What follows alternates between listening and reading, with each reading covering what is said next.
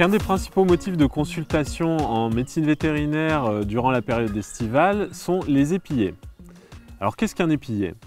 Un épillet est un organe de graminées. Donc les graminées sont des plantes qu'on retrouve naturellement dans l'environnement où on promène nos animaux, comme typiquement ce genre de biotope.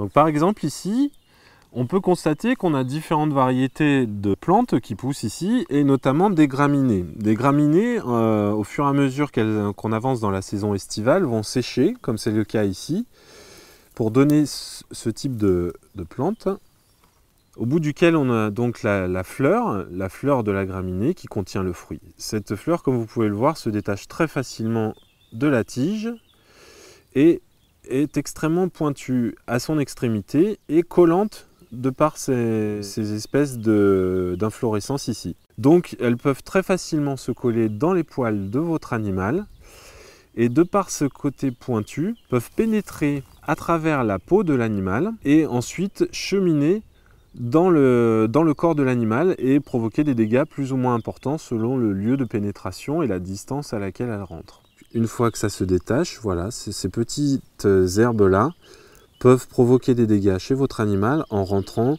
soit à travers la peau, soit directement via des orifices naturels de l'animal comme les narines, les oreilles ou les parties génitales.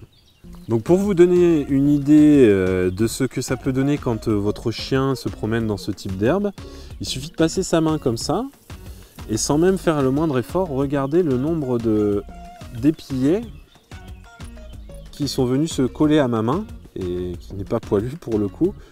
Mais effectivement, dès qu'un animal avec des poils passe là, ces barbules vont facilement se coller dans ses poils et c'est vraiment facile pour l'animal de repartir avec ce type d'épillet sur son corps. Il est donc important d'inspecter minutieusement votre animal à chaque retour de balade pour vous assurer qu'il ne porte pas sur lui ce type d'épillet, car même s'ils sont juste posés sur le poil au moment où vous les voyez, ils peuvent ensuite progresser à l'occasion des mouvements du chien, des frottements, etc. et pénétrer soit la peau, soit les orifices, comme expliqué tout à l'heure. Donc n'hésitez pas, surtout dès que vous en voyez sur votre animal, à les retirer directement, sans attendre.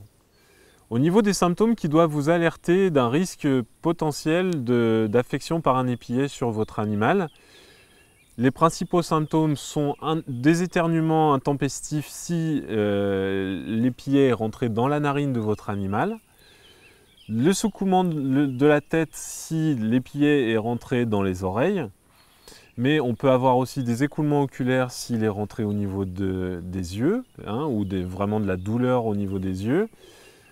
La boiterie est également un signe qui doit vous alerter, car si l'épillet se met entre les doigts du chien, il peut également pénétrer et c'est extrêmement douloureux et provoquer là aussi donc une boiterie. Et toute démangeaison, toute grosseur cutanée que vous pouvez observer peut être également due à cet épillet qui a pénétré dans la peau à l'occasion d'un frottement ou autre.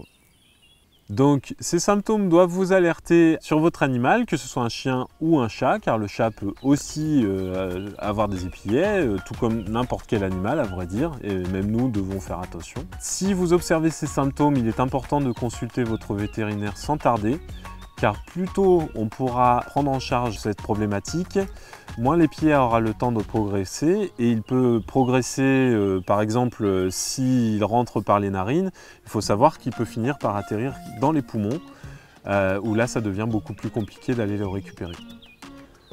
En termes de prévention d'affection par des épillets, il est important de limiter durant la période estivale les balades en liberté de vos animaux dans des prairies avec des herbes folles, etc. Il est également important de vérifier à chaque retour de balade que votre animal ne porte pas sur son pelage des épillets. Si vous avez un jardin, je vous conseille de tondre régulièrement dès le printemps avec idéalement une tondeuse avec un bac de récupération des herbes coupées pour éviter que des épillets restent sur place. Et enfin, sur des animaux à poils longs, il est également intéressant de les toiletter avant la période estivale de manière à limiter le risque chez ces animaux.